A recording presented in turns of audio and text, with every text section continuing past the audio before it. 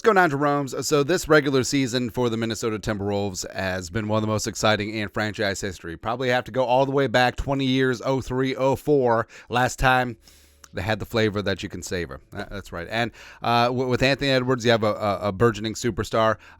Karl-Anthony Towns has turned himself into an amazing complementary piece. Coming back from that injury, Rudy Gobert is the best defensive center in the game in quite some time. And I know what happened, like stumbling down the stretch, losing the 1 seed after you had it throughout most of the season, and backdooring your way into the playoffs, and the 3-6 matchup with the Suns. I mean, a lot of people thought that was going to be a really tough matchup as the Suns just sort of took the Wolves to the woodshed throughout the regular season. But that's the regular season, and I feel like Finchie and company, I feel like they understand that this is a marathon, not a sprint, and the Timberwolves got it done. My God. So Saturday afternoon massacre at Target Center, 120-95, 25-point win over the big bad Phoenix Suns. And I know, respect your elders. Kevin Durant is probably one of the most unique and best offensive weapons in NBA history. This ain't his time. This is not his time anymore, man. And just the second half was just an absolute obliteration, ass whooping. Anthony Edwards took over and dominated the entire game. The Wolves dominated on the boards, second chance points, and also Target Center was electric. Adrian Peterson in the house, Justin friggin' Jefferson looking good. I love that jacket, by the way. Is that a extension jacket? We'll take it. But there's no more deserving fan base in the NBA, and so I'll fully admit, I'm definitely like a fair weather bandwagon Timberwolves fan, but y'all have really sat through some bad basketball, and your loyalty deserves to be rewarded. And one time, baby. And this game was a ton of fun. Anthony Edwards completely took over later in the game, 33 points in the contest. Cat with 19, 7, and 4, and honestly, I feel like they're starting to figure out, I was like, oh, Cat can just post up Durant all damn series, and there isn't anything that Durant can do about it without getting into foul trouble. Also, Alexander Walker, who is the best player in his immediate family. No big deal. So 18 points and 4. I think Nog could be an X factor. And in the playoffs, you always focus on the stars, right? This is a star-driven league, the National Basketball Association, but the ancillary pieces are always like key, right? So whenever, of course, like Jordan and Pippen and Grant, but what about Steve Kerr? What about Paxson, right? And I do think that Nog could really be that X factor in these playoffs. He's really stepped up, and the whole thing about it too, I mean, the Wolves, the moment didn't look too big for them, and the great teams, like, they understand that the regular season is the regular season is the regular season, and you've seen teams that haven't had the success, young teams that haven't really been underneath the spotlight. They're a little bit too anxious. They're a little bit too eager in the regular season, but they understand these are the games that count, and they're peaking at the right time.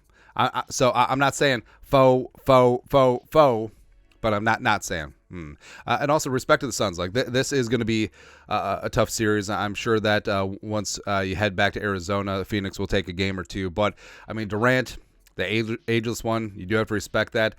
Grayson Allen is a punk biatch, just like he has been throughout his time in the league. And, of course, going back to Duke. Like, I don't understand it. Like, why? Why is this guy starting? He's a shooting guard.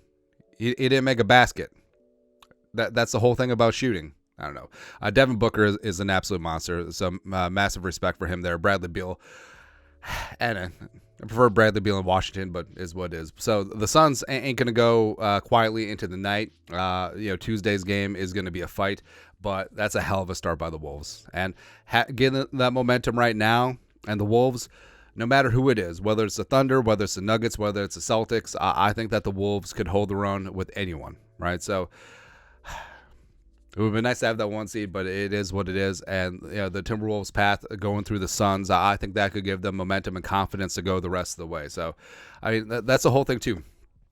Playoff basketball is playoff basketball, and you have to be physical. Check. The Wolves are. You have to be great in half-court defense. Absolutely check. The Wolves are that. You have to be great in transition defense. The Wolves are that at times.